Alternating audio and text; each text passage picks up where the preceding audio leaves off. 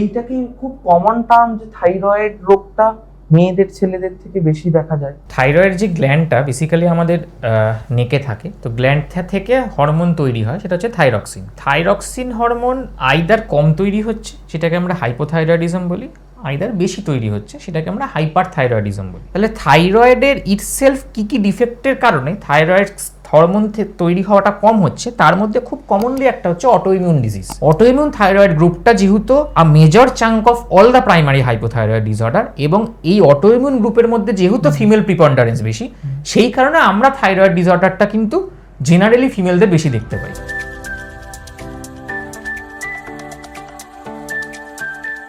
ডায়াবেটিসটা কি?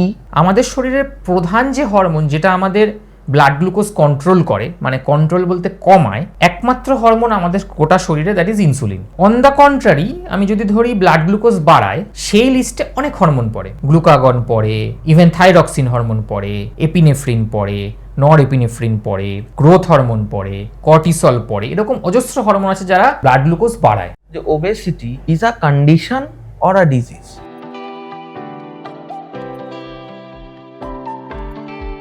এই fat related chronic disease, সেইটাই as a branch of obesity.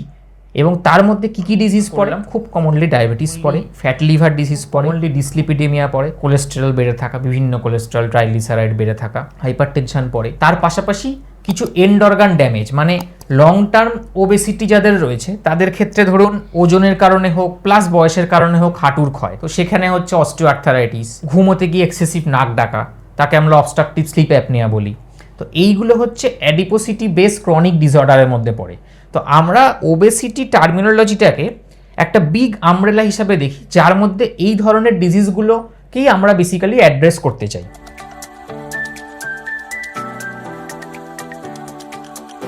তো বেসিক্যালি এই ইনসুলিন প্রোডাকশন হয় প্যানক্রিয়াস থেকে। কখন প্রোডাকশন হয়? একটা হয় বেজাল, সারাদিন ধরে কম বেশি করে করে হয়। একটা হচ্ছে পোস্টপ্রান্ডিয়াল, মানে আমরা কিছু খেলাম, ব্লাড গ্লুকোজ বাড়লো, সেই যে স্কোয়ার স্পাইকটা সেটা প্যানক্রিয়াস সেন্স করলো with the help of our central nervous system, then pancreas থেকে ইনসুলিন বেরোলো। যদি প্যানক্রিয়াসের ইটসেলফ প্রবলেম হয়, প্যানক্রিয়াসটা ডিস্ট্রয় হয়ে গেছে, ভালো কাজ করছে না, তাহলে কি হবে? ইনসুলিন প্রোডাকশন হবে না। কি কারণে প্যানক্রিয়াসটা কাজ না করে? খুব কমন হচ্ছে সেই আবার অটোইমিউন ডিসঅর্ডার। যে autoimmune disorder, autoimmune thyroid disease, সেই একই অটোইমিউন ডিসঅর্ডারের কারণে অটোইমিউন ডিস্ট্রাকশন হয় প্যানক্রিয়াসের। আর কি কারণে হতে পারে? ক্রনিক অ্যালকোহলিক, তাদের প্যানক্রিয়াটাইটিস হয়, সেটা অ্যালকোহল থেকে হতে পারে, সেটা গল ব্লাডার স্টোন, অনেক সময় প্যানক্রিয়াসের সামনে প্যানক্রিয়াসের যে ডাক তাকে অবস্ট্রাক্ট করে প্যানক্রিয়াটাইটিস করতে পারে। এই সব কারণে যদি প্যানক্রিয়াসে ইনসুলিন প্রোডাকশনই কমে যায়, তাহলে কি হবে? পেশেন্টের ইনসুলিন পেনিয়া হয়ে যাবে, মানে বডিতে ইনসুলিন কম। তার মানে সুগার কমানোর যে একমাত্র রাস্তা আমাদের শরীরে ছিল সেটা আর থাকলো না। তো that predisposes to type 1 diabetes. সেক্ষেত্রে আমাকে ইনসুলিন বাইরে থেকে প্রোভাইড করতে হবে। That is the main funda of managing type 1 diabetes. 30 সেকেন্ডের একটা ছোট্ট বিরতি আমরা ডেডিকেট করব আমাদের স্পন্সর রিফ্লেক্টিভ ভাইবের জন্য। তাদের কন্টিনিউয়াস সাহায্য এবং উৎসাহ ছাড়া এই শোটা চালিয়ে যাওয়া আমাদের পক্ষে অতটা সহজ হতো না। রিফ্লেক্টিভ ভাইব কলকাতার মোস্ট ট্রাস্টেড ইন্টেরিয়র ডিজাইন কোম্পানিগুলোর মধ্যে একটা। ওরা end to end interior solutions provide করে থাকে, যেমন flooring, ceiling, furnitures, bath fittings, painting, they cover everything. আর ওদের একটা বিশেষত্ব হলো ওরা 4টে কোটেশনস আপনাকে প্রোভাইড করে থাকে। আপনি আপনার নিড এবং বাজেট অনুযায়ী বেস্ট অপশনটা চুজ করতে পারেন। When we were discussing about their vision and their motto, they told us they want to create modern, elegant and efficient designs within an affordable budget range. And I believe we really need more companies like Reflective Vibe who thinks about the common people like us rather than the elite class. Welcome back to our channel filtered noise. আমি শরদিন্দু। আজকে নিয়ে এসেছি আরেকটা নতুন podcast. আজকে যিনি আমাদের guest, doctor Sayantan Chakraborty, MBBS, MD এবং DM। So I am very excited এবং honoured to have him in our podcast today. আর যেই বিষয় নিয়ে আজকে আমরা কথা বলবো, আশা করি সার্বিকভাবে আমাদের প্রত্যেককে আরেকটু বেশি সচেতন করে তুলতে সাহায্য করবে। সো ওয়েলকাম স্যার, কেমন আছেন? নমস্কার, হ্যাঁ ভালোই আছি। তুমি কেমন আছো? আমি খুব ভালো আছি। তো একদম পডকাস্টের মূল বিষয়ে ঢোকার আগে আমরা আপনাকে একটু জেনে নিই। ওকে, সো যেটা আমি ইন্ট্রোডাকশনে বললাম, MBBS, MD, DM, okay, so that is a very long journey. মানে ডাক্তারির এই পেশা বলা কি ঠিক হবে? হ্যাঁ, পেশা তো বটে, না সেবা? না, পেশা কাম সেবা দুটোই। পেশা কাম সেবা। তো ডাক্তারির এই পেশা কাম সেবাটা itself is a very long journey.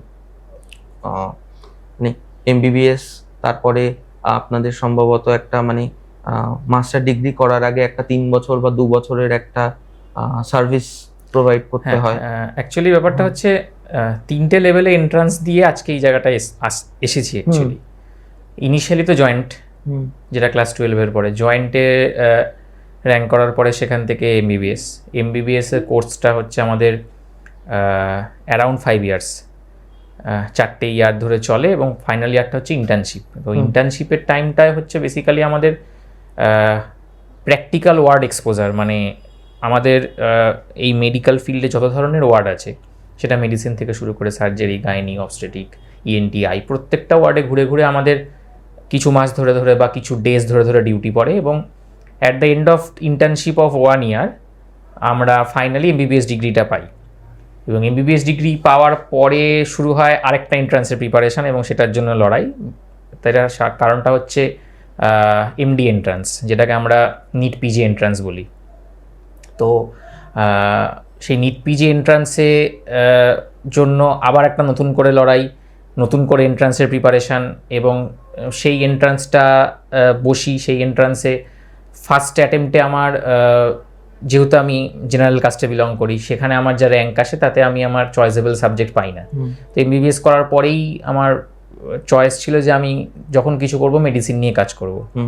Surgical ব্রাঞ্চে কোনোদিনই খুব একটা ইন্টারেস্ট ছিল না। ইভেন ইন্টার্নশিপেও যখন আমার সার্জিক্যাল ব্রাঞ্চে পোস্টিং এসছে, সেটা জেনারেল সার্জারি হোক, অর্থোপেডিক্স হোক, সেগুলো আমার খুব একটা ভালো লাগেনি নিজের থেকে। এক একজনের এক একটা প্যাশন থাকে, তার মানে আমি বলছি না ওই সাবজেক্টগুলো খারাপ, বাট ওই সাবজেক্টগুলো আমার স্যুট করেনি। তো ন্যাচারালি প্রথম বছর যখন নিট পিজি এন্ট্রান্সটা হয়, সেখানে প্রথম আমার যা র্যাঙ্ক আসে তাতে আমার জেনারেল মেডিসিন হয় না।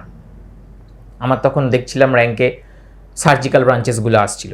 জেনারেল মেডিসিন বা এইসব সাবজেক্টগুলো অনেক ফাস্ট ফিল আপ হয়, বিকজ এগুলো ডিমান্ড অনেক বেশি রাদার দেন সার্জিক্যাল ব্রাঞ্চেস। তো যে কারণে সে বছর আমি যেহেতু মেডিসিন ব্রাঞ্চ পাইনি, আমি সে বছর ড্রপ দিই। এগেইন সে বছর আরও বেশি করে পড়াশোনাটা চালিয়ে যাই। নেক্সট ইয়ার এন্ট্রান্সে আমার বাই গ্রেস অফ গড আমার র্যাঙ্ক আসে, এবং আমি ভর্তি হই এমডিতে জেনারেল মেডিসিনে মেডিকেল কলেজে। That was in 2019। তো 2019 এমডি মেডিসিনের লাইফটা আমাদের ভীষণ টাফ গেছে। জেনারেলি আমাদের বলে না, যারাই মেডিসিন বা এই ধরনের ব্রাঞ্চে আসে তাদের এই 3 বছর প্রচণ্ড স্ট্রাগল করতে হয়। মানে ওয়ার্ডে সারাদিন পড়ে থাকা, ওয়ার্ডের কাজকর্ম করা। আমাদের একটা এক্সট্রা চ্যালেঞ্জেস সেই সময় এসে উপস্থিত হয়েছিল, শুধু আমাদের বলবো না, গোটা মানব সভ্যতার কাছে। সেটা হচ্ছে 2020-তে কোভিড। তো প্রথম বছর এমডি মেডিসিনের ফার্স্ট ইয়ার কমপ্লিট করার পরে সেকেন্ড থার্ড ইয়ারটা যখন ভেবেছিলাম যে এবার ওয়ার্ডের কাজটার পাশাপাশি পড়াশোনাটাও স্টার্ট করব, বিকজ 2 বছরের মাথায় আমার এমডি ফাইনাল এক্সাম দিতে হবে, ঠিক সেই সময় চলে এলো কোভিড সারা পৃথিবী জুড়ে। একদিকে চূড়ান্ত লকডাউনের ছবি, পৃথিবী ভর্তি মানুষ ঘরবন্দি, আর অন্যদিকে আমাদের ঘরে আসার ফুরসত নেই। এবং আপনি হয়তো তখন শুনেও থাকবেন, মানে আমাদের মেডিকেল কলেজ হসপিটালকে এক্সক্লুসিভ কোভিড হসপিটাল করে দেওয়া হয়েছিল, যে কারণে সেই সময় আমাদের এভরিডে অলমোস্ট 12 ঘন্টা করে ডিউটি থাকতো। কোভিড ওয়ার্ডে ডিউটি থাকতো, কোভিড পেশেন্টদের কাছে ডিউটি থাকতো। এবং সব ওয়ার্ডে যে এসি ছিল এরকমটা নয়, with PP, with mask, with kit সব কিছু পরে ডিউটি করতে হতো 12 আওয়ার্স।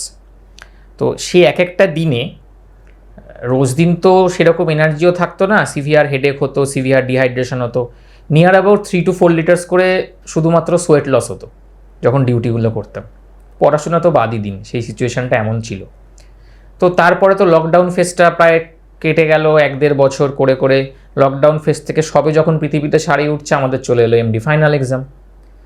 তো যাই হোক, ভগবান আশীর্বাদে এমডি ফাইনাল এক্সাম হয়ে গেল, এমডি রেজাল্টও বেরিয়ে গেল, পাসও করে গেলাম। তারপরে শুরু হলো আরেক ধাপ এগোনোর প্রস্তুতি, that is NEET SS exam. NEET SS মানে সুপার স্পেশালাইজেশন। মানে বেসিক্যালি কি হয়, আমাদের মেডিকেল ফিল্ডটাকে যদি আমরা গ্রসলি দুটো ভাগে ডিভাইড করি, একটা সার্জিক্যাল ব্রাঞ্চ, একটা মেডিকেল ব্রাঞ্চ। তো জেনারেলি যারা এমবিবিএসের পর সার্জিক্যাল ব্রাঞ্চগুলোতে আসে তারা হচ্ছে আইদার জেনারেল সার্জেন বা অর্থোপেডিশিয়ান, এই ধরনের ব্রাঞ্চগুলো চুজ করে। যারা মেডিকেল ব্রাঞ্চে আসে তারা বাচ্চাদের ক্ষেত্রে পেডিয়াট্রিশিয়ান, বড়দের ক্ষেত্রে জেনারেল মেডিসিন, ইন্টারনাল মেডিসিন যেটাকে আমরা বলতে পারি, ডার্মাটোলজি, এই ধরনের ব্রাঞ্চগুলোতে আসে। এবং যারা মেডিকেল ফিল্ডগুলোতে জেনারেল মেডিসিন করলো বা যারা সার্জিক্যাল ফিল্ডগুলোতে জেনারেল সার্জারি করলো, তাদের কাছে আরেকটা নতুন অপশান থাকে কমপ্লিট করার পর, সেটা সুপার স্পেশালাইজেশন। তার মানে ইন্টারনাল মেডিসিন যখন আমরা করেছি, আমাদের প্রত্যেকটা সিস্টেমের সম্বন্ধে একটা বেসিক বা more than basic knowledge acquire আমরা করেছি। Be it cardiology, be it gastroenterology, be it rheumatology, be it nephrology, pulmonology. এরপরে সুপার স্পেশালাইজেশন হচ্ছে সেখান থেকে একটা সাবজেক্টে বেছে নেওয়া, সেই সাবজেক্টের ফাইন টিউনিং, সেই সাবজেক্টের একদম টপমোস্ট নলেজগুলো গেন করার চেষ্টা করা, এবং সেই সাবজেক্টের সারা পৃথিবীব্যাপী যে নিউ কাজেস হচ্ছে, যে নিউ ডেভেলপমেন্ট আসছে, যে নিউ রিসার্চ হচ্ছে, সেই রিসার্চের মধ্যেও নিজেকে ইনভলভ করা, এবং তার পাশাপাশি সেই সাবজেক্টটাকে আরও ডিটেলসে জানা। তো জেনারেলি আমাদের মেডিকেল ফিল্ডে আমাদের এমডি মেডিসিন করার পরে যে ডিএমের ব্রাঞ্চগুলো আসে, তার মধ্যে খুব commonly cardiology, neurology, nephrology, gastroenterology, rheumatology এবং এন্ডোক্রিনোলজি, যেটা আমার ব্রাঞ্চ। তো এইটাতে যাওয়ার জন্য আরেকটা এন্ট্রান্স দিতে হয়, সেটাকে আমরা নিট এসএস এক্সাম বলি, সুপার স্পেশালাইজেশন এক্সাম। সেটাও একটা কম্পিটিটিভ এক্সাম, এমসিকিউ এক্সাম। সেইটাতেও এমডি করার পরের সেই বছরই আমি কারেন্টলি বসি এক্সামটা, এবং এবারও বাই গ্রেস অফ গড আমি র্যাঙ্ক করি, এবং আমার ডিএম এন্ডোক্রিনোলজি, যেটা আমার ড্রিম ব্রাঞ্চ ছিল, সেটা আমি পাই IPGMAISSKM হসপিটালে। সেখানে আমি ঢুকি 2023-তে। 2026-এ জাস্ট 1 or 2 months ব্যাক আমি ডিগ্রি কমপ্লিট করে উইথ সার্টিফিকেশান ডিএম কোর্সটা কমপ্লিট করি। এবার আপনি বলবেন এত ব্রাঞ্চ থাকতে হঠাৎ এন্ডোক্রিনোলজিটা কেন? কারণ সাধারণত কার্ডিওলজি, নিউরোলজি, নেফ্রোলজি, এই ব্রাঞ্চেসগুলো যেরকমভাবে সমাজে পরিচিত, এন্ডোক্রিনোলজি ব্রাঞ্চটা হয়তো অতটা পরিচিত নয় সবার কাছে, বা যাদের কাছে হয়তো পরিচিত তারাও মেনলি এন্ডোক্রিনোলজি বলতে হয়তো ডায়াবেটিস আর থাইরয়েড, এই দুটোই মেনলি শুনে অভ্যস্ত। এর বাইরেও যে এন্ডোক্রিন কিছু থাকতে পারে সেটা সম্বন্ধে শুনে অভ্যস্ত না। কিন্তু এন্ডোক্রিন দুনিয়াটা কিন্তু খুব ফ্যাসিনেটিং, এবং এন্ডোক্রিন ব্রাঞ্চের যে ডিজিজগুলো, সেগুলো সব ক্ষেত্রে যে খুব রেয়ার ডিজিজ এরকমটাও নয়। প্রথম তো থাইরয়েডের ডিজিজ এবং diabetes commonest of the common disease in the society, সেটাকে যদি আমি সরিয়েও রাখি, আরও বেশ কিছু ডিজিজ আছে যে ডিজিজগুলো কিন্তু অতটা আনকমন নয়। সেই ডিজিজগুলো আলোচনায় কম আসে বা হাইলাইটে কম আসে because of lack of awareness. সাধারণ লোকের মধ্যে সেই ডিজিজগুলো নিয়ে অ্যাওয়ারনেসটা কম। তো এবং তার পাশাপাশি এন্ডোক্রিন ডিজিজের ম্যাক্সিমাম ডিজিজের মধ্যে যে ডিজিজগুলো আছে সেগুলো কিন্তু খুব রেওয়ার্ডিং মানে একজন পেশেন্ট আমার কাছে এলেন, তিনি কোনো একটা ডিজিজে ডিটেক্টেড হয়েছে, সেটার কিন্তু ডেফিনেটিভ ম্যানেজমেন্ট আছে, এবং ম্যানেজ করলে সেই পেশেন্টটার কোয়ালিটি এবং কোয়ান্টিটি অফ লাইফ দুটোই ইমপ্রুভ হতে পারে। এইটা কিন্তু সমস্ত সুপার স্পেশালাইজেশনের ব্রাঞ্চে সব ক্ষেত্রে আমরা খুব একটা ভালো রেসপন্স পাই না। তার পাশাপাশি হরমোনাল বিভিন্ন চেঞ্জেস ইন দ্য বডি, সেটা আমাদের কীভাবে বডিকে এবং মাইন্ডকে এফেক্ট করছে, সেইগুলো নিয়েও আমার ইন্টারেস্ট ছিল। তো সেই কারণে সব মিলে আমার এন্ডোক্রিনোলজি ব্রাঞ্চটা বেছে নেওয়া। তো এইটাই হলো মোটামুটি প্রায় 14 বছরের জার্নি, যেটা শেষে আলটিমেটলি আজকে এই জায়গায় আমি দাঁড়িয়ে আছি। Got it. আপনি আপনার উত্তরে একটা কথা বললেন যে সার্জারি ব্রাঞ্চগুলো একটু পরে দিকের র্যাঙ্ক হোল্ডাররা পায়, মেডিসিনটা শুরুর দিককার র্যাঙ্ক হোল্ডাররা পায়। ধরুন আমি আর্থিকভাবে ব্যাপারটাকে যদি একটু অ্যানালিসিস করি, আপনি একটা পেশেন্ট দেখছেন, আপনার সময় লাগছে কথার কথা 15 মিনিট, আপনি 500 টাকা ভিজিট চার্জ করছেন, ঘন্টায় 4টে পেশেন্ট 2000 টাকা, 3 ঘন্টা বা 4 ঘন্টায় 8 থেকে 9000 টাকা। সেখানে একটা সার্জারি করলে আমি শুনেছি মানে সার্জেনরা এমনও আছেন যারা এটা 6 ঘন্টা বা 7 ঘন্টা রোটিতে হয়তো তার থেকে 3-4 গুণ বেশি টাকাও নিতে পারে। ঠিক আছে, তারপরেও মেডিকেল স্টুডেন্টদের ঝোঁকটা মেডিসিনের প্রতি বেশি কেন? ভালো কোশ্চেন। বেসিক্যালি একটা টাইমে গিয়ে আমাদের ডিসাইড করতে হয় যে আমার মাইন্ড কি চাই। হ্যাঁ, তো তো অবশ্যই যাদের সার্জিক্যাল ব্রাঞ্চে ইন্টারেস্ট আছে তারা ডেফিনেটলি সার্জিক্যাল ব্রাঞ্চে যাবে। শুধুমাত্র আমাদের প্রফেশনে এসে আমি মনে করি না আমার কোনো কলিগ বা আমার কোনো জুনিয়র বা আমার কোনো সিনিয়র শুধুমাত্র মানিটাকে প্রায়োরিটি করার জন্যই কেউ সার্জিক্যাল ব্রাঞ্চে আসবেন। তার কারণটা হচ্ছে ডেফিনেটলি সার্জিক্যাল ব্রাঞ্চেসের মানিটারি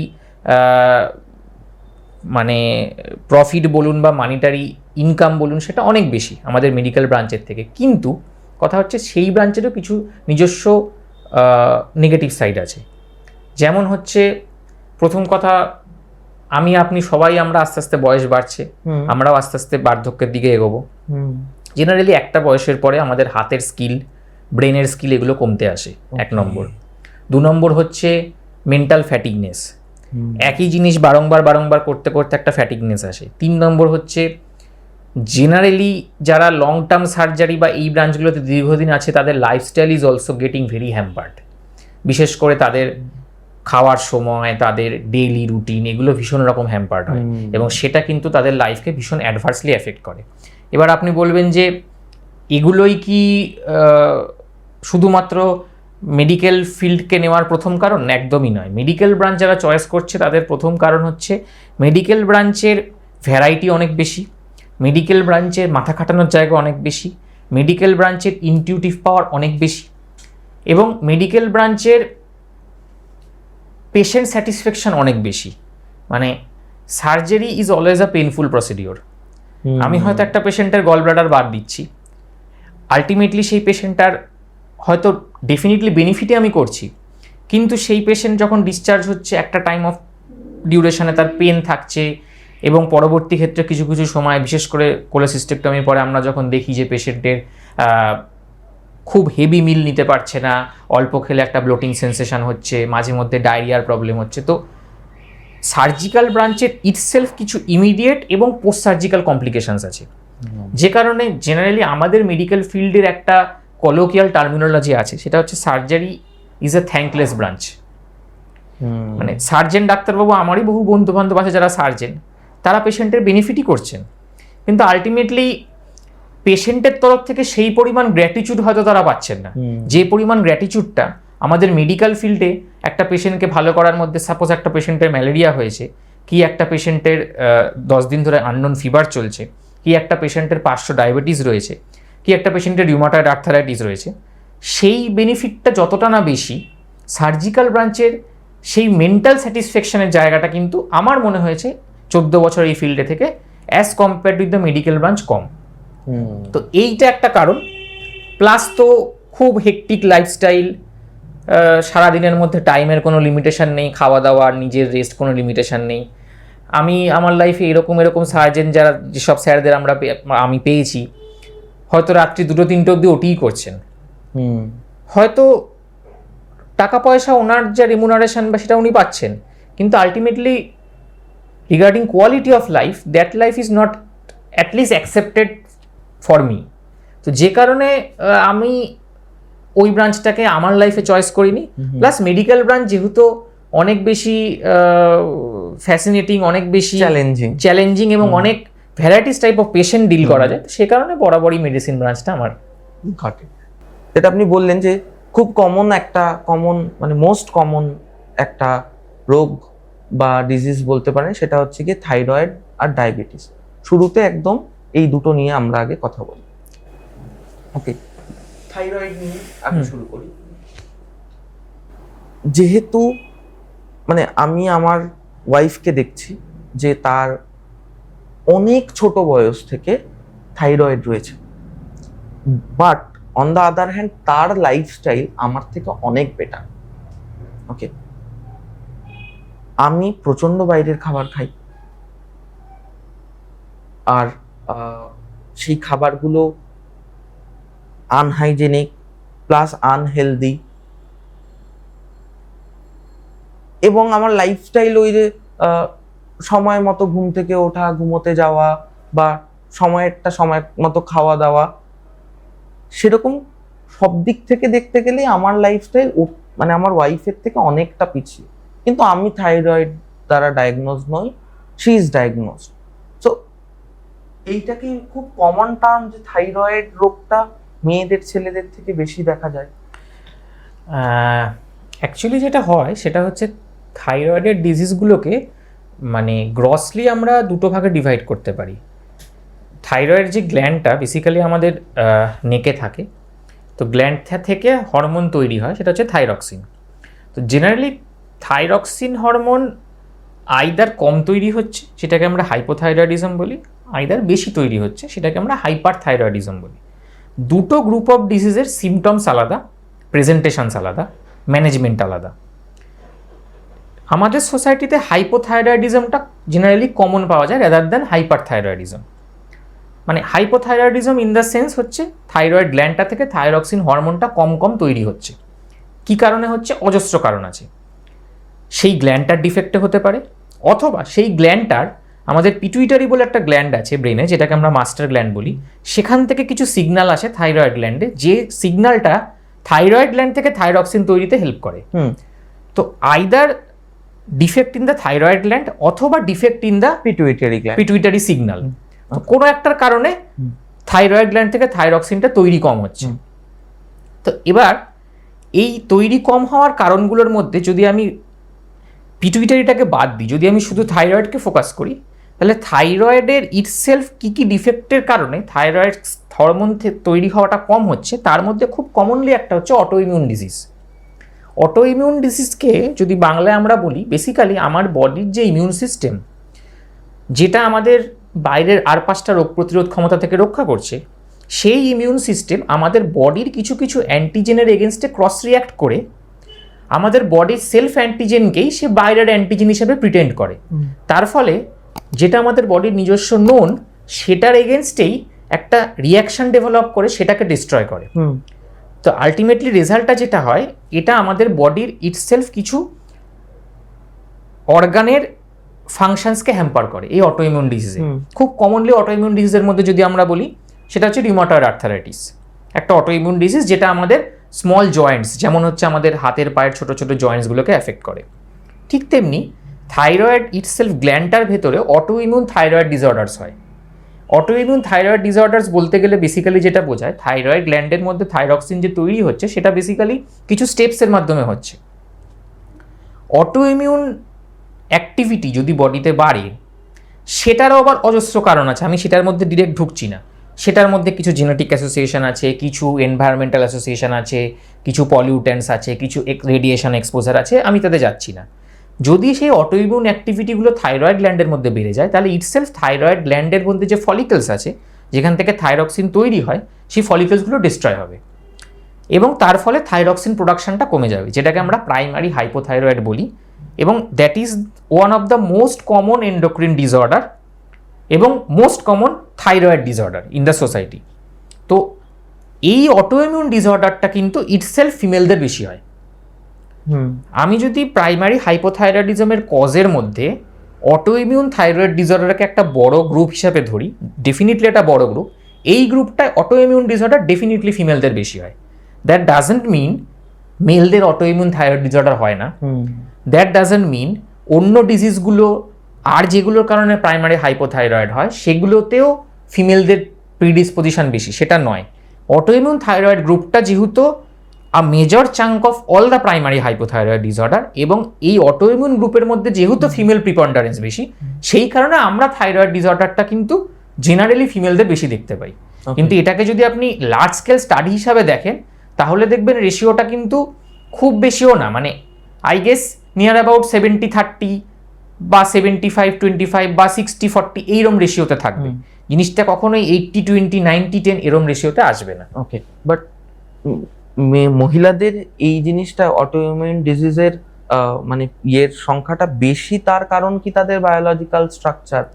তার কারণ তাদের বায়োলজিক্যাল স্ট্রাকচার শুধু না, তার কারণ তাদের বেসিক্যালি আমাদের HLA সিস্টেম বলে একটা সিস্টেম থাকে ইমিউন ডিসঅর্ডারের মধ্যে। সেই ইমিউন ডিসঅর্ডারের কিছু স্পেসিফিক, মানে সহজ ভাষায় বলতে গেলে কিছু সিগনেচার চেঞ্জেস হয়। সেইটার কারণে তারা অনেক বেশি susceptible two foreign exposure two foreign damage. আমাদের এক্সটার্নাল ধরুন আমরা যে পলিউট্যান্টসে এক্সপোজার হচ্ছি, শুধুমাত্র পলিউট্যান্টস বলতে আমি ইনহেলেশন রুট বলছি না, আমরা যে খাদ্য খাবার খাচ্ছি বা আমরা বাইরের যে স্মোকে এক্সপোজ হচ্ছি, আমাদের চারপাশের এনভায়রনমেন্টে যে পলিউশন আছে, সেইগুলোতে অনেক বেশি আমাদের ক্রোমোজোমাল রিঅ্যারেঞ্জমেন্ট হয়, সেটা ফিমেলদের বেশি হয় এবং সেইটাই অটোইমিউন ডিজিজকে ট্রিগার করে। Got it thank you. Thyroid নিয়ে আরেকটু কথা বলবো। হাইপোথাইরয়েডিজমটা আমরা মোটামুটি বুঝলাম, একটু হাইপার নিয়ে কথা বলবো। সেটা মানে সেটা নিয়ে আগে আপনি একটু হাইপার থাইরয়েডিজমটা একটু প্রথমে এক্সপ্লেন করুন, তারপরে আমার কিছু মানে পারিপার্শ্বিক কোয়েশ্চেন আছে, সেগুলো আমি করছি। জেনারেলি হাইপারথাইরয়েডিজমটা আমাদের হাইপোথাইরয়েডিজমের তুলনায় কম দেখা যায়, কিন্তু এটা রেয়ার নয়। হাইপারথাইরয়েডিজম জেনারেলি কিভাবে প্রেজেন্ট করে এই সিমটমগুলো বললে আমার মনে হয় মানুষদের মধ্যে সচেতনতা বাড়বে। ধরুন একজন ব্যক্তির খুব অল্প কিছু দিন ডিউরেশনের মধ্যে 3 মাস 6 মাস বা 1 বছরের মধ্যে একটা সাডেন সিগনিফিক্যান্ট ওয়েট লস হয়েছে। সাডেন সিগনিফিক্যান্ট ওয়েট লস এই কথাটা যখন আমরা বলি, এটার একটা পার্টিকুলার ডেফিনেশন আমরা ইউজ করি, সেটা হচ্ছে অ্যাটলিস্ট 10% ইন 6 মান্থস। এই অ্যামাউন্ট অফ ওয়েট লস যদি তাদের হয়, তার সাথে সাথে আরও কিছু সিমটম যদি ডেভেলপ করে, যেমন ধরুন তার একটা প্যালপিটেশন হচ্ছে, বারবার বুক ধড়ফড় করছে, একটা অস্থিরতা হচ্ছে, এক্সেসিভ সোয়েটিং। এই এক্সেসিভ সোয়েটিংটা আমাদের হট অ্যান্ড হিউমিড যে এনভায়রনমেন্টে আমরা বিলং করি সেইটার সাথে গুলিয়ে ফেললে হবে না। ইভেন শীতকালেও আমি দেখেছি, বসন্তকালেও আমি দেখেছি এক্সেসিভ সোয়েটিং। ট্রেমার, ধরুন কোনো কাজকর্ম করতে গেলে, একটা চায়ের কাপ ধরতে গেলে, একটা পেন ধরতে গেলে হাত পা কাঁপছে, সামান্য একতলা সিঁড়ি ভাঙতে গেলেই সিভিয়ার প্যালপিটেশন হচ্ছে এবং সিগনিফিক্যান্ট ওয়েট লস হচ্ছে। গলার সেন্টার অফ পোর্শনটা একটু ফোলা ফোলা লাগছে, সেটা থাকতেও পারে নাও থাকতে পারে। আমি যে সিমটমগুলো বলছি নট নেসেসারি কি প্রত্যেকটা সিমটমই সবার মধ্যে থাকবে, কিন্তু জেনারেলি এই সিমটমগুলোর এক বা একাধিক কম্বিনেশন নিয়েই প্রাইমারি হাইপারথাইরয়েডিজম স্টেটটা আমাদের কাছে প্রেজেন্ট করে। এই ডিজিজে আরেকটা ইম্পর্ট্যান্ট অর্গান যেটা আমাদের ধরে, সেটা হচ্ছে চোখ। এই থাইরোটক্সিকোসিস বা হাইপারথাইরয়েডিজমের একটা বড় কারণ হচ্ছে গ্রেভস ডিজিজ। এই গ্রেভস ডিজিজও একটা অটোইমিউন ডিজিজ। যেরকম হাইপোথাইরয়েডের একটা অটোইমিউন ডিজিজ হয়, হাইপারথাইরয়েডেরও একটা অটোইমিউন ডিজিজ আছে, সেটাকে আমরা গ্রেভস ডিজিজ বলি। এই গ্রেভস ডিজিজে কিন্তু আমাদের চোখ এফেক্ট করে। কীরকম এফেক্ট করে? চোখগুলো বেশ কিছুটা করে বাইরে বেরিয়ে আসে এবং প্রমিনেন্ট হয়ে যায়, যেটাকে আমরা প্রক্টোসিস বলি মেডিকেল টার্মিনোলজিতে। সেই সিমটম আসতে পারে। তো একজন ব্যক্তি খুব শর্ট ডিউরেশনের মধ্যে এক্সেসিভ ওয়েট লস করেছেন, তার বুক ধড়ফড় করে, এক্সেসিভ সোয়েটিং হয়, অ্যাংজাইটি এগুলো বেড়ে গেছে, প্যালপিটেশন বেড়ে গেছে, এই ধরনের সিমটম হলে জেনারেলি আমি বলবো পেশেন্টদের একটা থাইরয়েড টেস্ট করা উচিত। এক্সেসিভ সিগনিফিক্যান্ট ওয়েট লসের মধ্যে ফার্স্ট কজ আমাদের ইন্ডিয়ান সিনারিওতে দাঁড়িয়ে ডেফিনেটলি ডায়াবেটিস রুল আউট করার পর কিন্তু হাইপারথাইরয়েডিজমটা রুল আউট করাটা ভীষণ জরুরি। Got it.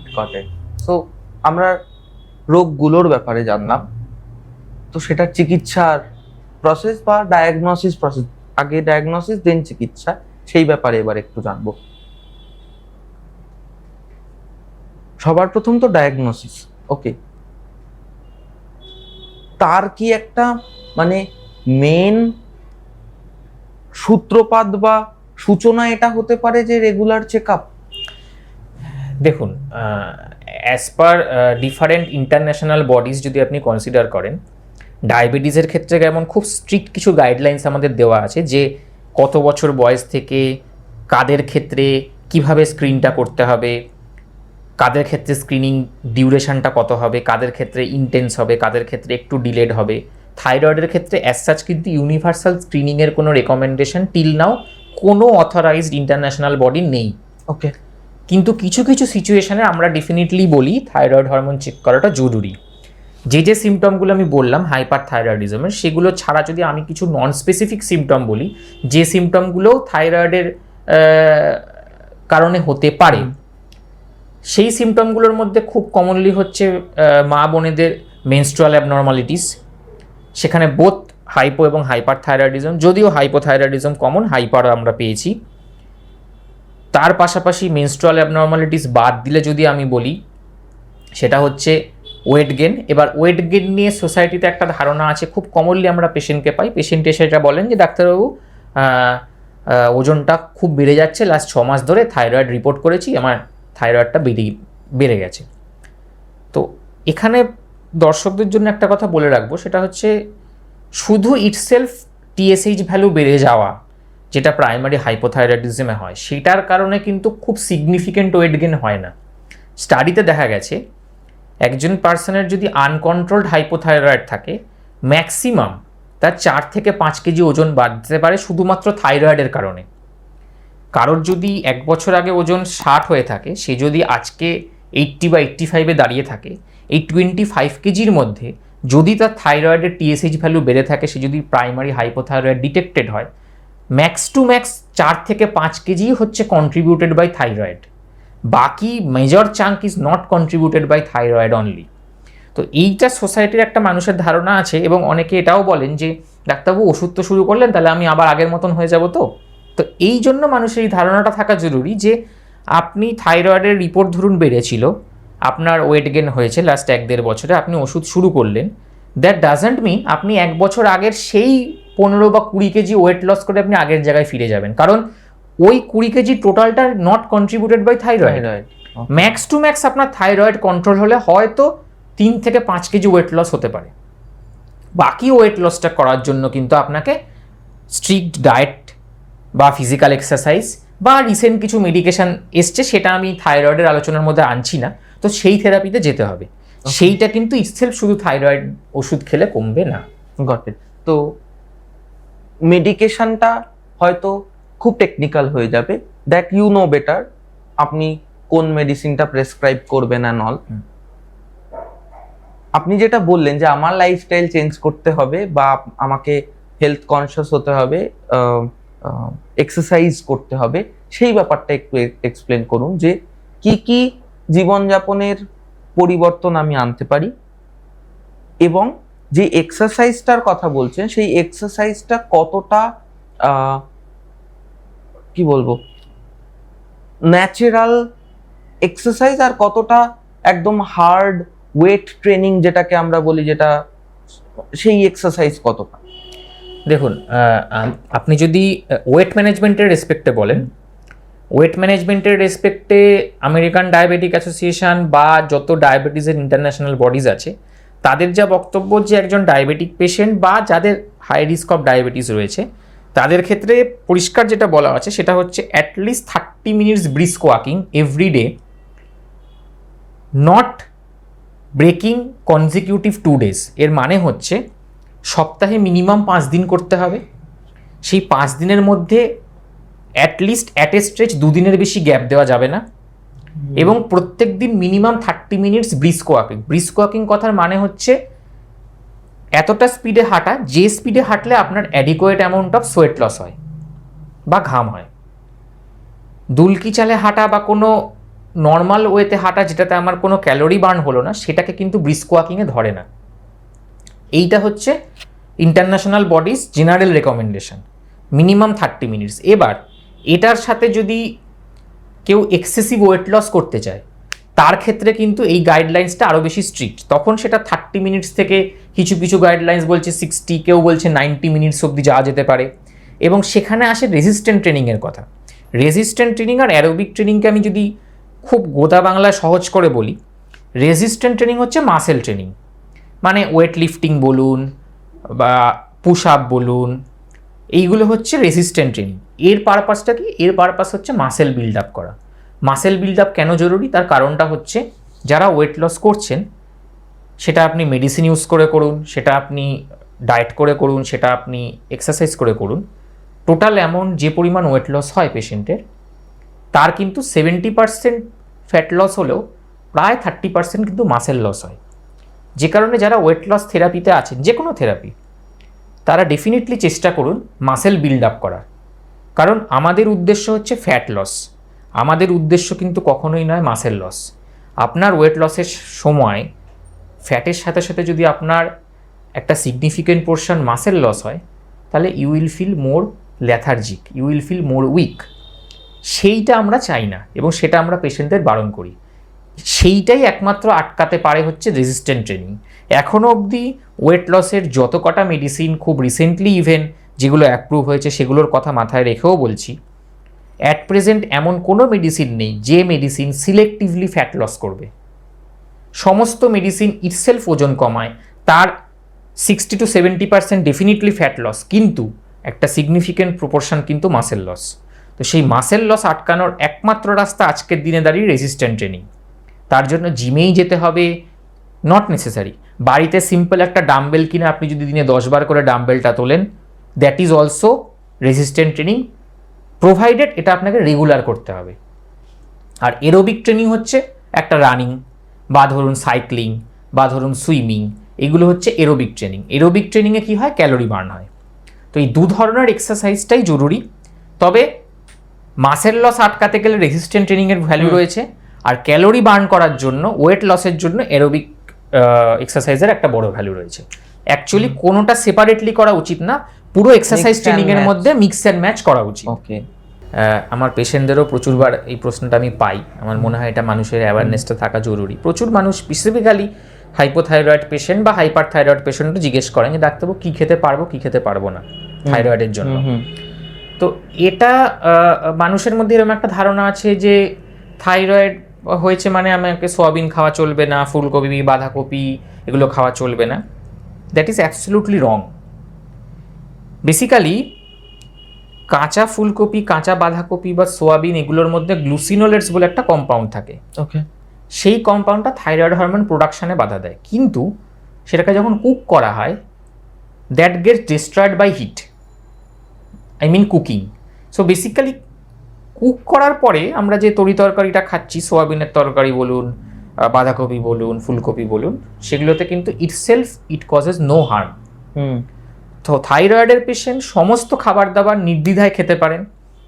এক্সেপশন হিসাবে যদি কেউ স্যালাডে কাঁচা বাঁধাকপির পাতা বা ব্রকলি বা ব্রকলি এগুলো যদি খেতে চান বা খান, অভ্যাস করেন, তাদেরকে আমরা বলি বা আমি বলি অ্যাভয়েড করতে।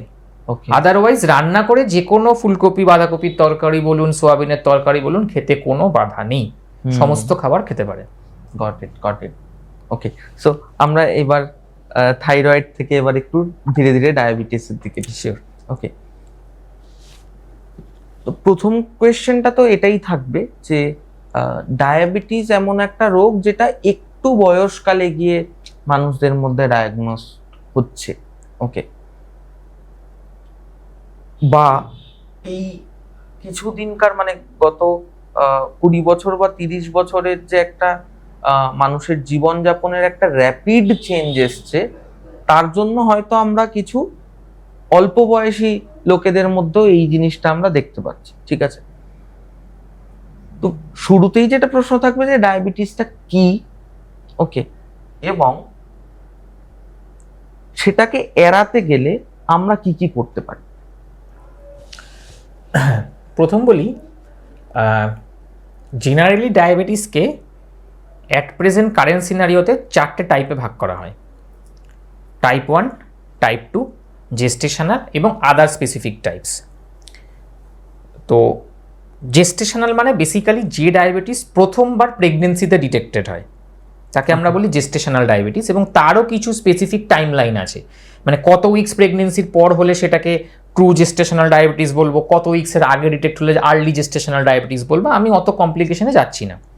আদার স্পেসিফিক ডায়াবেটিসের মধ্যে কিছু কিছু ডায়াবেটিস আছে যেগুলো অন্য কোনো ডিজিজের সেকেন্ডারি পার্ট হিসাবে হয়, সেটা তুলনামূলক রেয়ার বাকি দুটোর তুলনায়। তো আমি আজকে আলোচনার ক্ষেত্রে জেস্টেশনাল আর আদার টাইপটাকে সরিয়ে রাখছি। খুব কমন যে দুটো টাইপ, টাইপ 1, টাইপ 2 নিয়ে আলোচনাতে আসছি। প্রথম হচ্ছে টাইপ 1 ডায়াবেটিস, টাইপ 2 ডায়াবেটিস। দুটোর মধ্যে বেসিক ফারাক কোন জায়গায়? বেসিক ফারাক হচ্ছে ডায়াবেটিস হওয়ার কারণে, মানে আমাদের শরীরের প্রধান যে হরমোন যেটা আমাদের ব্লাড গ্লুকোজ কন্ট্রোল করে, মানে কন্ট্রোল বলতে কমায়, একমাত্র হরমোন আমাদের গোটা শরীরে, that is insulin. On the contrary, আমি যদি ধরি ব্লাড গ্লুকোজ বাড়ায়, সেই লিস্টে অনেক হরমোন পড়ে, গ্লুকাগন পড়ে, ইভেন থাইরক্সিন হরমোন পড়ে, এপিনেফ্রিন পড়ে, নর এপিনেফ্রিন পড়ে, গ্রোথ হরমোন পড়ে, কর্টিসল পড়ে, এরকম অজস্র হরমোন আছে যারা আমাদের ব্লাড গ্লুকোজ বাড়ায়। একমাত্র একটা হরমোন ইনসুলিন যে ব্লাড গ্লুকোজ কমায়। এবার আপনি বলবেন যে ডায়াবেটিস এত হচ্ছে অথচ শরীরে সুগার বাড়ানোর হরমোন ভগবান এতগুলো কেন দিয়ে পাঠালেন, মানে এটা কি কোনো ডিফেক্ট? না, ডিফেক্ট নয়। বেসিক্যালি মানুষ আজকে যে মানুষে দাঁড়িয়েছে সেটা তো এত অজস্র বছরের বিবর্তনের ফলে। আমরা যদি একদম প্রিমিটিভ ম্যানে চলে যাই, তাদের পুরো লাইফটা ছিল স্ট্রাগল। শিকার করে খেতে হতো, বন্য জন্তুদের পিছনে দৌড়াতে হতো, আবার তাদের হাত থেকে বাঁচার জন্য, আত্মরক্ষার জন্য নিজেকে দৌড়ে পালিয়ে যেতে হতো। তো এই যে ফ্লাইট অ্যান্ড ফ্রাইট রেসপন্স, মানে কঠোর জীবন সংগ্রাম, এই সময় হিউম্যান বিংস বা any animal need energy. Generally শরীরে যদি ব্লাড গ্লুকোজ কোনো কারণে কমে যায়, সেটা হঠাৎ করে ব্রেনের জন্য খুব ক্ষতিকারক। যেটা আমরা ডায়াবেটিস পেশেন্ট যারা অলরেডি ইনসুলিন থেরাপি বা কোনো মেডিকেশনে আছে, যাদের সুগার ফল হয়, আমরা তাদের ক্ষেত্রেও দেখি, যেটা আমরা খুব চিন্তিত থাকি। তো সেই সুগার ফলটা যাতে আটকানো যায়, ধরুন আজ থেকে হাজার হাজার বছর আগে মানুষ যে বন্যজন্তু শিকারে যেত, হয়তো গোটা দিন সে জঙ্গলে ঘুরে বেরিয়েছে একটা জন্তুর খোঁজে, তার কিছু খাওয়া জোটেনি, তাহলে সেই সময় তার বডির গ্লুকোজ লেভেল মেনটেন করার জন্য কাউকে তো দাঁড়িয়ে থাকতে হবে। That's why god has created this beautiful architecture. সেই কারণে সুগার বাড়ানোর জন্য গড এত কিছু দিয়ে রেখেছেন। অথচ আজকের দিনে আমাদের লাইফস্টাইল হয়ে গেছে ঠিক তার উল্টো। দ্যাট ইজ সিডেন্টারি লাইফস্টাইল, যেটাকে আমরা মেডিকেল ভাষায় বলি। সিডেন্টারি লাইফস্টাইল মিনস ওয়ার্ক নেই, এক জায়গায় বসে কাজ, ল্যাপটপে হোক, ডেস্কটপে হোক, ঘরে বসে হোক, এক্সারসাইজ নেই। তো our body is not fitted in that architecture, যে কারণে আমাদের এত বেশি কমিউনিকেবল ডিজিজের বদলে নন কমিউনিকেবল ডিজিজ বেড়ে গেছে। নন কমিউনিকেবল মানে যেগুলো ছোঁয়াচে নয়, যেমন ডায়াবেটিস, যেমন কোলেস্টেরলের প্রবলেম, যেমন হাইপার টেনশন, যেমন ওবেসিটি, এগুলো। তো এবার আসি টাইপ 1 আর টাইপ 2। তো বেসিক্যালি এই ইনসুলিন প্রোডাকশন হয় প্যানক্রিয়াস থেকে। কখন প্রোডাকশন হয়? একটা হয় বেজাল, সারাদিন ধরে কম বেশি করে করে হয়। একটা হচ্ছে পোস্টপ্রান্ডিয়াল, মানে আমরা কিছু খেলাম, ব্লাড গ্লুকোজ বাড়লো, সেই যে স্কোয়ার স্পাইকটা সেটা প্যানক্রিয়াস সেন্স করলো with the help of our central nervous system, then pancreas থেকে ইনসুলিন বেরোলো। এবার যদি প্যানক্রিয়াসের ইটসেলফ প্রবলেম হয়, প্যানক্রিয়াসটা ডিস্ট্রয় হয়ে গেছে, ভালো কাজ করছে না, তাহলে কী হবে? ইনসুলিন প্রোডাকশন হবে না। কী কারণে প্যানক্রিয়াসটা কাজ না করে? খুব কমন হচ্ছে সেই আবার অটোইমিউন ডিসঅর্ডার। যে autoimmune disorder, autoimmune thyroid disease, সেই একই অটোইমিউন ডিসঅর্ডারের কারণে অটোইমিউন ডিস্ট্রাকশন হয় প্যানক্রিয়াসের। আর কি কারণে হতে পারে? ক্রনিক অ্যালকোহলিক, তাদের প্যানক্রিয়াটাইটিস হয়, সেটা অ্যালকোহল থেকে হতে পারে, সেটা গলব্লাডার স্টোন, অনেক সময় প্যানক্রিয়াসের সামনে প্যানক্রিয়াসের যে ডাক তাকে অবস্ট্রাক্ট করে প্যানক্রিয়াটাইটিস করতে পারে। এই সব কারণে যদি প্যানক্রিয়াসে ইনসুলিন প্রোডাকশনই কমে যায়, তাহলে কি হবে? পেশেন্টের ইনসুলিন পেনিয়া হয়ে যাবে, মানে বডিতে ইনসুলিন কম। তার মানে সুগার কমানোর যে একমাত্র রাস্তা আমাদের শরীরে ছিল সেটা আর থাকলো না। তো that predisposes to type 1 diabetes. সেক্ষেত্রে আমাকে ইনসুলিন বাইরে থেকে প্রোভাইড করতে হবে। That is the main funda of managing type 1 diabetes. যে কারণে আজকের দিনে দাঁড়িয়ে আমেরিকান ডায়াবেটিক অ্যাসোসিয়েশন বা FDA, যত বড় বড় অর্গানাইজেশন আছে, তাদের দ্বারা অ্যাপ্রুভাল থেরাপি টাইপ 1-এর কিন্তু অনলি অ্যান্ড অনলি ইনসুলিন। আমাদের অনেক পেশেন্ট, বিশেষ করে টাইপ 1 তো অনেক কম বয়সে ডিটেক্ট হয় বাচ্চাদের ক্ষেত্রে। তো 6 মাস থেকে শুরু করে 1 বছর, 2 বছর, 3 বছর, 5 বছর, মা বাবারা এসে যখন বলেন, ডাক্তারবাবু আমার ছেলেটাকে বা মেয়েটাকে কি ইনসুলিন ছাড়া অন্য কিছু দেওয়া যায় না? সত্যিই দেওয়া যায় না, মানে উই আর হেল্পলেস। কিছু থেরাপি ট্যাবলেট আমরা দিই, but those are of level. তারও কিছু স্পেসিফিক ইন্ডিকেশন আছে, সব ক্ষেত্রে আমরা দিতে পারি না। এবং যেখানে আমরা দিচ্ছি সেটাও কিন্তু কোনো রেকমেন্ডেশন ওয়াইজ না, আমরা পেশেন্টকে দেখে পেশেন্টের কিছু স্পেসিফিক ফ্যাক্টর কনসিডার করে as a adjunct, not as a primary therapy হিসাবে দিচ্ছি। Primary therapy always and always will be insulin. আজকের দিনে direct in blood through injection. Through injection. ইনজেকশনটা সাবকিউটেনিয়াস রুটে হয়। বেসিক্যালি আমাদের চামড়ার নিচে যে সাবকিউটেনিয়াস ফ্যাট থাকে সেইখানে দিতে হয়। সেখান থেকে it gets dispersed and ultimately ব্লাডে মিশে সেটা কাজ করে। এবার আসি টাইপ 2 ডায়াবেটিস, যেটা অ্যাকচুয়ালি সোসাইটিতে সব থেকে বেশি কমন। তাহলে এটার ফান্ডা কি? এটার ফান্ডা হচ্ছে এটার থেকে ঠিক উল্টো। তার মানে বেসিক্যালি এখানে যেমন প্রোডাকশন হাউসে প্রবলেম, প্যানক্রিয়াস থেকে ইনসুলিন তৈরি হচ্ছে না। এখানে হচ্ছে ইনসুলিন তৈরিতে প্রবলেম নেই, ইনসুলিনটা পেরিফেরিতে কাজ করতে পারছে না। কেন কাজ করতে পারছে না? Because of metabolic milieu. মানেটা হচ্ছে ওবেসিটি বলুন, ডিসলিপিডেমিয়া বলুন, এই সব কারণে আমাদের বডিতে একটোপিক ফ্যাট আসে। একটোপিক ফ্যাট মানে আমাদের নর্মাল জীবনযাপনের জন্য শরীরে কিছু অ্যামাউন্ট অফ ফ্যাট দরকার আছে, তারপরে যে এক্সেস ফ্যাট যেটা আমরা আমাদের লাইফস্টাইলের জন্য, খাদ্য খাবারের জন্য, সেটা জাঙ্ক ফুড হতে পারে, ফাস্ট ফুড হতে পারে, এগরোল, মোগলাই, চপ, কাটলেট এগুলো হতে পারে, সেগুলোর কারণে এবং sedentary lifestyle without any exercise, সেগুলোর কারণে ধীরে ধীরে যে এক্সেস ফ্যাটটা গেইন করছি, সেই ফ্যাটটা আমাদের শরীরে একটোপিক ডিপোজিশন হয়। একটোপিক মানে ওর অ্যাকচুয়ালি যে জায়গা, সেই জায়গার বাইরেও অন্যান্য জায়গায় ডিপোজিট হয়। সে অন্যান্য জায়গা বলতে আমাদের লিভারে হয়, আমাদের হার্টের চারপাশে হয়, এগুলোকে আমরা পেরিকার্ডিয়াল ফ্যাট বলি, ইন্ট্রাহেপাটিক ফ্যাট বলি।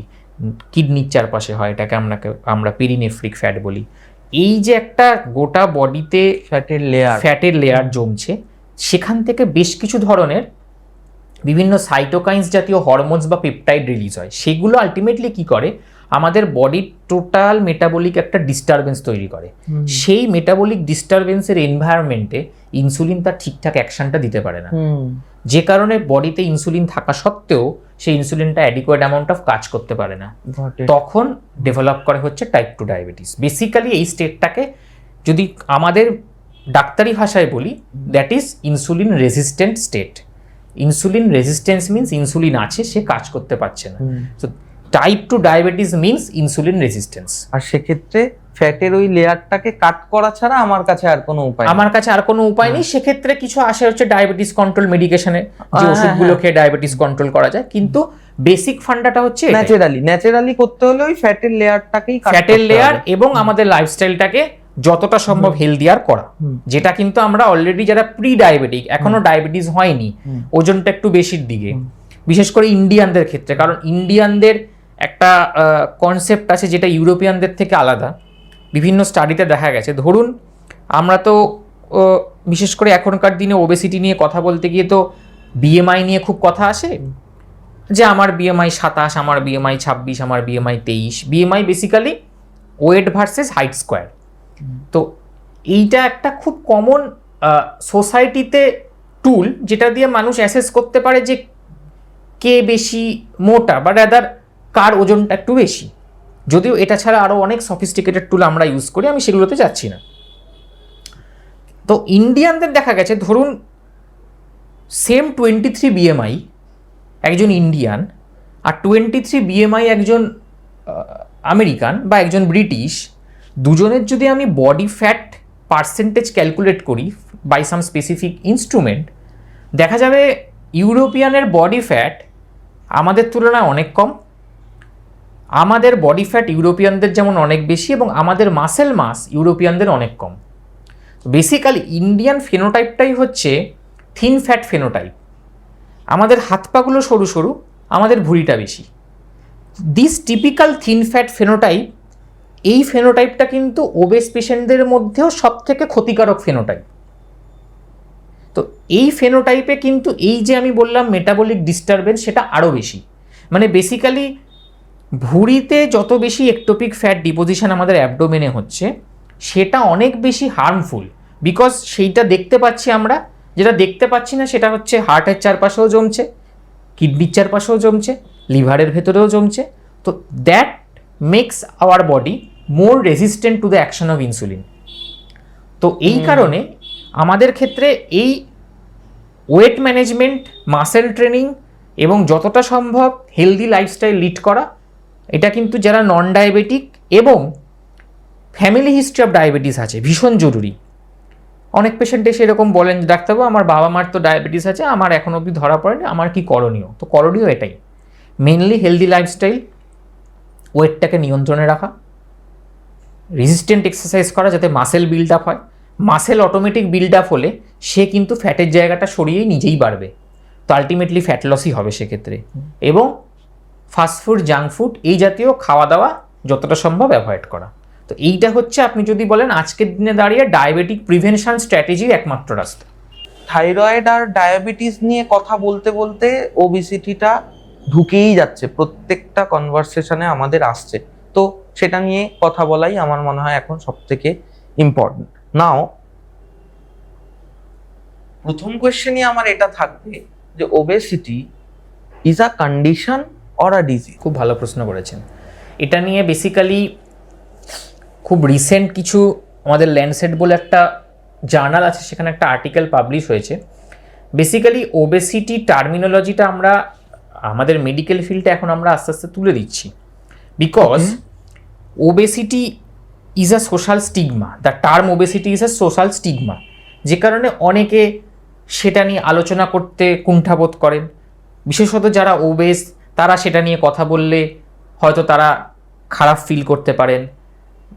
তো সেই কারণে খুব রিসেন্টলি এই টার্মিনোলজিটা এসে গেছে, ABCD বলি আমরা বেসিক্যালি। সেটা মানে হচ্ছে অ্যাডিপোসিটি বেস ক্রনিক ডিজিজ। ওকে, অ্যাডিপোসিটি এই টার্মিনোলজিটার মেডিকোলিক্যাল একটা টার্ম, তার মানেটা হচ্ছে বেসিক্যালি আমাদের শরীরের ফ্যাট কন্টেন্ট, তাকে আমরা বলি অ্যাডিপোসিটি। এই ফ্যাট রিলেটেড ক্রনিক ডিজিজ সেইটাই as a branch of obesity. এবং তার মধ্যে কী কী ডিজিজ পড়ে যেগুলো নিয়ে আলোচনা করলাম, খুব কমনলি ডায়াবেটিস পড়ে, খুব কমনলি ফ্যাট লিভার ডিজিজ পড়ে, খুব কমনলি ডিসলিপিডেমিয়া পড়ে, কোলেস্টেরল বেড়ে থাকা, বিভিন্ন কোলেস্টেরল ট্রাইগ্লিসারাইড বেড়ে থাকা, হাইপারটেনশন পড়ে। তার পাশাপাশি কিছু এন্ড অর্গান ড্যামেজ, মানে লং টার্ম ওবেসিটি যাদের রয়েছে তাদের ক্ষেত্রে ধরুন একটা ওজনের কারণে হোক প্লাস বয়সের কারণে হোক হাঁটুর ক্ষয়, তো সেখানে হচ্ছে অস্টিওআর্থারাইটিস, বা ধরুন ঘুমোতে গিয়ে এক্সেসিভ নাক ডাকা, তাকে আমরা অবস্ট্রাকটিভ স্লিপ অ্যাপনিয়া বলি। তো এইগুলো হচ্ছে অ্যাডিপোসিটি বেস ক্রনিক ডিসঅর্ডারের মধ্যে পড়ে। তো আমরা ওবেসিটি টার্মিনোলজিটাকে একটা বিগ আমব্রেলা হিসাবে দেখি, যার মধ্যে এই ধরনের ডিজিজগুলোকেই আমরা বেসিক্যালি অ্যাড্রেস করতে চাই। তো সেই কারণে ওবেসিটিটা আজকের দিনে দাঁড়িয়ে যাতে সোশ্যাল স্টিগমা না হয়, সেই কারণেই এর টার্মিনোলজিটা চেঞ্জ হয়ে কিন্তু এই অ্যাডিপোসিটিতে চলে এসছে জিনিসটা। Thank you so much sir. Welcome. আর আমার কাছে প্রচুর প্রশ্ন আছে, এত প্রশ্ন আছে যে আমি যদি এই পডকাস্টটাকে আরো 1-1.5 ঘন্টা 2 ঘন্টাও এগিয়ে নিয়ে যাই, তবে হয়তো সব কটা উত্তর আমি পাবো না এবং প্রশ্নগুলো আমার থেকে যাবে। আশা করি এতক্ষণ পর্যন্ত আমরা যে বিষয়টা নিয়ে আলোচনা করতে পেরেছি সেটা থেকে মানুষের কিছু ভুল ধারণা ভেঙেছে এবং সচেতনতা বেড়েছে। তো আমার যেমন এখনো কিছু প্রশ্ন রয়ে গেছে, আমার মনে হয় আমাদের দর্শকেরও আরো কিছু প্রশ্ন থাকবে। এবং পডকাস্টের শুরুর আগে যেটা আমরা ডিসাইড করলাম যে এই ভিডিওটা থেকে দর্শকদের মনে যে প্রশ্নগুলো থাকবে তারা যখন আমাদেরকে কমেন্টে জানাবেন, সেই প্রশ্নের উত্তরগুলো আমরা এই ভিডিওর সেকেন্ড পার্টে আপলোড করব। এবং ইউ হ্যাভ প্রমিসড আস যে আপনি আমাদের চ্যানেলে আরেকবার আসবেন। অবশ্যই। সো যদি আপনি না আসেন তাহলে কিন্তু সেটা আমাদের দর্শকদের করা প্রমিসটাকে ভাঙবে। ওকে, অ্যান্ড মোর ওভার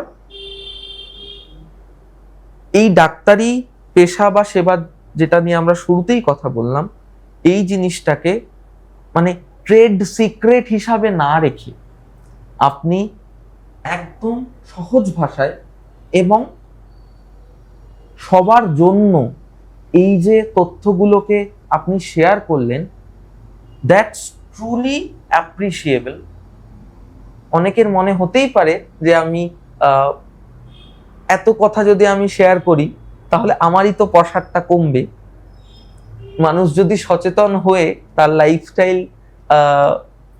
ঠিক করতে শুরু করে তাহলে তো আমারই পেশেন্ট কমবে। So I should keep quiet. You did not do that.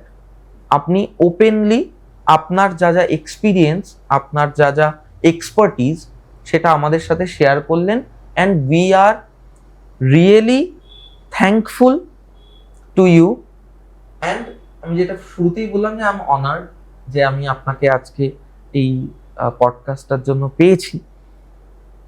Truly truly thank you sir. Thank you. একটা কথা বলে শেষ করব, সেটা হচ্ছে ছোটবেলা থেকে একটা কথা খুব শুনে এসেছি, সেটা হচ্ছে জ্ঞানই এমন জিনিস যেটা দান করলে বাড়ে। তো আমরা সবাই পৃথিবীতে কিছুদিনের জন্য এসেছি, আমাদের টাইম পিরিয়ড ফুরিয়ে গেলে সবাইকে ফিরে যেতে হবে। তো এই ছোট্ট পরিসরে কিছু মানুষের জন্য কি করতে পারলাম, সেই কর্মটুকু নিয়েই হয়তো আমি ফিরে যাব। তো সেই জায়গার থেকে দাঁড়িয়ে কাকে কতটা মেডিকেলি ফিট করতে পারলাম, কাকে কতটা ডিজিজ ফ্রি রাখতে পারলাম, তার থেকেও বেশি আমার কাছে রেওয়ার্ডিং কাকে কত বেশি জ্ঞান বিতরণ করতে পারলাম। যেটুকু জ্ঞান আমার মধ্যে আছে বা যেটুকু জ্ঞান আমি পেয়েছি, সেই জ্ঞানটুকুর কিছু অংশ বা কিছুটা পোর্শন যদি মানুষও জানে, যার মাধ্যমে তাদের ওভারঅল লাইফস্টাইল এবং তাদের ফ্যামিলি মেম্বার্স বা তাদের পরিচিত বা overall at a big aspect সোসাইটির যদি বেনিফিট হয়, তাহলে আমার মনে হয় সেটা আমার সব থেকে বড় বেনিফিট। স্যার এই পয়েন্ট অফ ভিউটার জন্যই আমরা থ্যাঙ্কফুল। Thank you.